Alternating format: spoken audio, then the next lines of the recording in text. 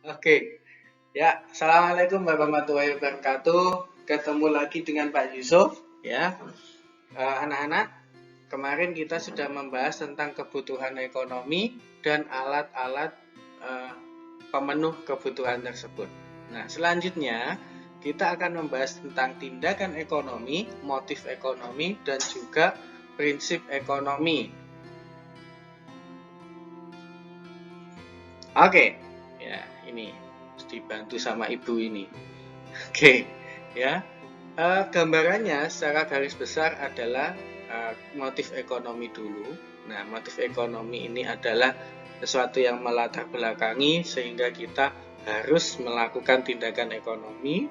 Misalnya, kalau kita ingin makan, otomatis kita harus kerja dulu untuk bisa membeli makanan. Kerja ini termasuk tindakan ekonomi, baik kerja menjadi apapun, ya, sebagai produsen ataupun distributor, ya.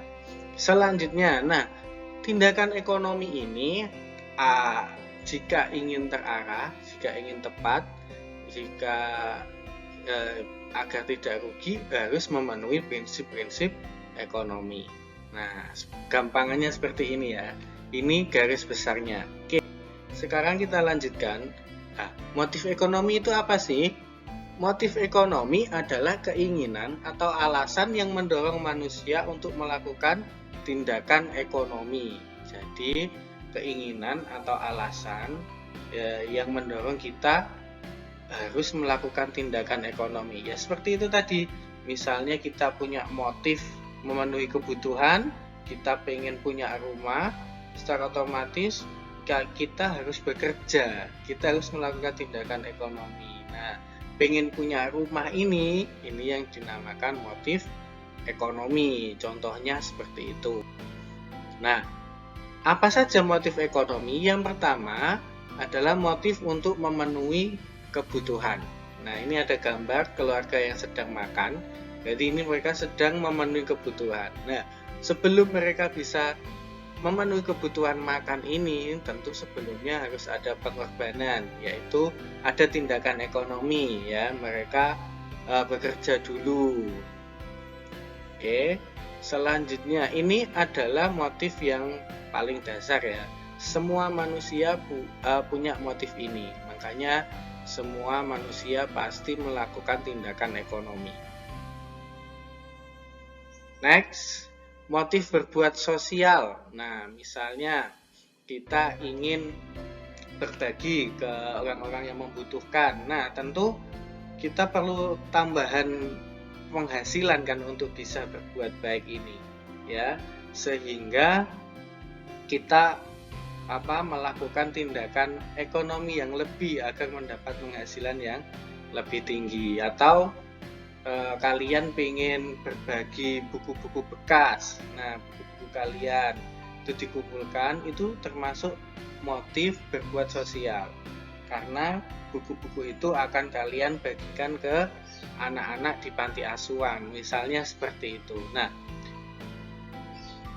jadi apa yang kalian lakukan itu, misalnya kalian mengumpulkan buku atau ayah kalian bekerja lebih keras itu, jika tujuannya untuk berbuat sosial, itu adalah tindakan ekonomi untuk memenuhi motif berbuat sosial, ya.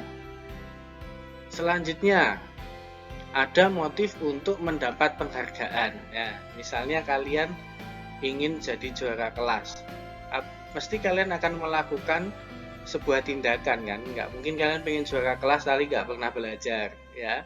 Jadi tindakan ekonomi yang kalian lakukan untuk mencapai penghargaan itu, nah, itu dikarenakan ada motif ekonomi, yaitu untuk mendapat penghargaan. Jadi kalian belajar itu untuk supaya pengen jadi ranking 1. Nah, ranking 1 itu adalah motif ekonominya. Kalian belajar itu adalah tindakan. Oke. Selanjutnya, ada motif untuk memperoleh kekuasaan. Nah, kadang kita berpikir ya, ada orang yang ikut pemilihan kepala desa. Nah, padahal dia tuh kalau kita lihat sudah kaya, sudah mampu, sudah punya apa saja. Dan sementara gaji kepala desa itu kan juga nggak besar. Nah, ini ada motif yang selanjutnya, motif keempat, yaitu kadang ada yang kurang sehingga seseorang ingin memperoleh kekuasaan, yaitu menjadi kepala desa contohnya. Nah, untuk memenuhi motif ini tentu akan ada tindakan ekonomi yang dilakukan, misalnya mereka mendaftar, mengikuti prosesnya, ya, kampanye ke sana kemari, itu adalah tindakan yang dilakukan untuk memperoleh kekuasaan. Nah, tapi motif yang ini nggak semua manusia mempunyai motif ini, ya, karena yang pasti itu ya memenuhi kebutuhan, lalu sosial dan juga penghargaan tadi. Nah, yang terakhir ini untuk memperoleh kekuasaan. Ini nggak semuanya punya motif ini ya, karena banyak orang yang masih konsen di motif untuk memenuhi kebutuhan. Oke? Itu untuk motif ekonomi. Selanjutnya kita membahas tentang prinsip ekonomi. Apa sih prinsip ekonomi? Prinsip ekonomi adalah usaha untuk mendapatkan hasil tertentu dengan pengorbanan sekecil mungkin. Nah, kalau definisinya ada banyak pendapat. Nah, ini Bapak cari yang paling mudah ya dan paling gampang, yaitu usaha untuk mendapatkan hasil tertentu dengan pengorbanan sekecil mungkin. Contohnya, kalau kita sebagai produsen, tentu kita ingin mencapai target produksi sekian, tapi dengan pengorbanan yang paling kecil. Nah, tentu nanti bahan bakunya kita milih, lalu tenaga kerja juga kita harus milih. Ya, semua faktor produksi harus kita perhatikan. Oke, nah, penerapan prinsip ekonomi yang pertama adalah dalam kegiatan produksi. Nah, ini yang harus kita perhatikan apabila kita jadi produsen adalah menggunakan bahan baku dengan mutu yang baik. Karena untuk menghasilkan barang produksi yang baik tentu butuh bahan baku yang baik pula. Yang kedua, mendirikan tempat usaha yang dekat dengan bahan baku. Nah, jangan sampai kalian mau bikin jualan pecel lele, tapi ternyata di daerah itu tidak ada yang jualan lele. Nah, kalian harus nyari di tempat yang jauh, tentu biayanya akan lebih tinggi, ya. Atau kalian mau bikin pabrik gula misalnya, tapi di daerah situ nggak ada tebu, kalian harus ngambil dari daerah lain yang tentu membutuhkan biaya yang lebih tinggi nanti. Selanjutnya, menggunakan tenaga kerja dengan upah yang murah. Nah, inilah kenapa banyak perusahaan tahun kemarin tuh banyak yang pergi dari Indonesia dan mendirikan di Vietnam, Myanmar, ya, karena ternyata di sana upah tenaga kerjanya jauh lebih murah. Nah, kalau di dalam negeri, ya, banyak perusahaan yang ingin mendirikan perusahaan itu di Lamongan, ya, karena secara jarak Lamongan sama Gresik ini sangat dekat, tapi UMR-nya sangat jauh, ya, bisa sampai separuhnya. Nah, sehingga untuk mengurangi kos, perusahaan ini mendirikan perusahaan pindah ke Lamongan. Selanjutnya, harus selalu hemat dalam biaya produksi. Nah, faktor-faktor produksi semuanya harus kita perhatikan, ya. Kita harus hemat seperti bahan baku yang tadi, lalu tenaga kerja juga, perawatan, lalu ya perawatan dan lain-lain, perawatan mesin, perawatan itu, ya, terus bahan-bahan pelengkap itu kita harus memperhatikan agar bisa hemat, ya. Kalau biaya produksi kita bisa turunkan, tentu kita akan lebih fleksibel dalam membuat harga jual produk kita nanti, ya.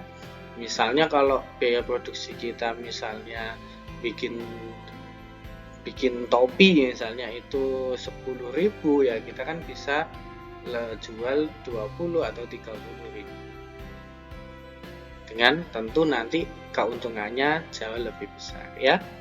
Selanjutnya, penerapan prinsip ekonomi dalam kegiatan distribusi. Yang pertama, menyalurkan barang dengan prinsip tepat sasaran, tepat waktu, dan tepat tempat. Nah, ini kalau kita jadi distributor harus memperhatikan ini ya. Kenapa? Agar biaya distribusi itu juga tidak membengkak.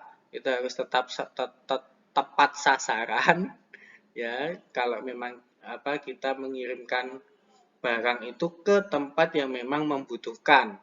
Ya, jangan sampai kita ngirim gula ternyata di tempat itu juga banyak produsen gula sehingga nggak terlalu membutuhkan. Ya, yang terjadi apa? Bisa jadi harga gula kita akan turun karena di sana banyak. Lalu tepat waktu. Nah, supaya efisien dan lain-lain dan tidak biayanya juga nggak banyak, kita harus bisa mengirim tepat waktu dan juga tepat tempat. Selanjutnya, menempatkan perusahaan di antara produsen dan konsumen.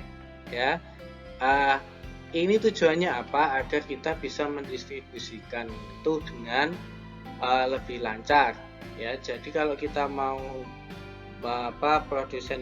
produsen ada di Gresik, lalu konsumennya di Pasuruan, ya kita bikin distribusinya ya sekitar Sidoarjo sini ya. Jangan sampai kita malah bikin perusahaan distribusinya itu ada di Malang. Nah, Malang ke Gresik dulu, ke Pasuruan. Ada Pasuruan juga dekat dengan Malang ya. Nah, seperti itu harus dipertimbangkan. Lalu memberikan layanan yang baik. Nah, ini kenapa sekarang perusahaan-perusahaan distribusi pengiriman barang itu sedang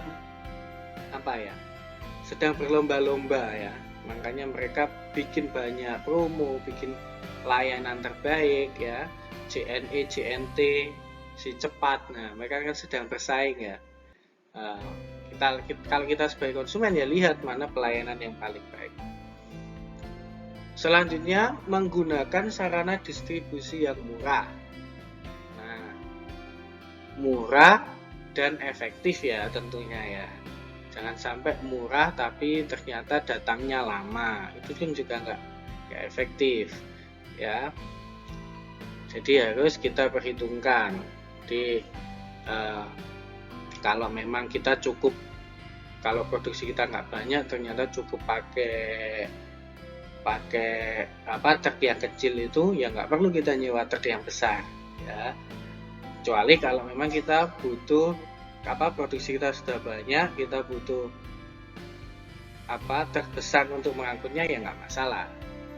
Oke, selanjutnya adalah penerapan prinsip ekonomi dalam kegiatan konsumsi. Nah, ini biasanya ibu-ibu ya yang banyak. Oke, yang pertama, membeli barang dengan memilih terlebih dahulu. Nah, sebagai konsumen kita harus milih terlebih dahulu, cari barang dengan kualitas yang terbaik dan harga yang paling minim.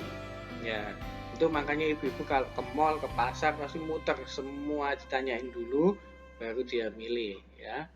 Itu sah, nggak masalah. Itu sesuai dengan prinsip ekonomi. Pokoknya nggak lama-lama lah. Yang kedua, B, memilih barang yang kualitas bagus. Nah, seperti yang saya bilang tadi, pilih yang kualitas bagus ya, agar ya tingkat keawetannya itu kan harus kita perhatikan.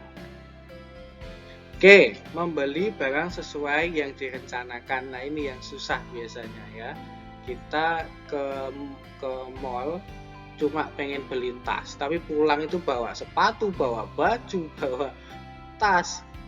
Ya, banyak sekali ini yang tidak sesuai yang direncanakan, ini yang bisa merusak keuangan rumah tangga ya. Oke, setiap awal bulan membuat daftar kebutuhan berdasarkan skala prioritas. Nah, sebagai konsumen, kita terutama di rumah tangga, kita harus membuat daftar kebutuhan. Nah, nanti diurutkan mana yang menjadi prioritas utama kita. Nah, ini gunanya buat apa? Agar pengeluaran kita lebih terkontrol ya, dan tidak terlalu banyak dan sesuai dengan kebutuhan kita. Oke, itu cukup ya. Sekian dari Bapak. Terima kasih perhatiannya. Wassalamualaikum warahmatullahi wabarakatuh.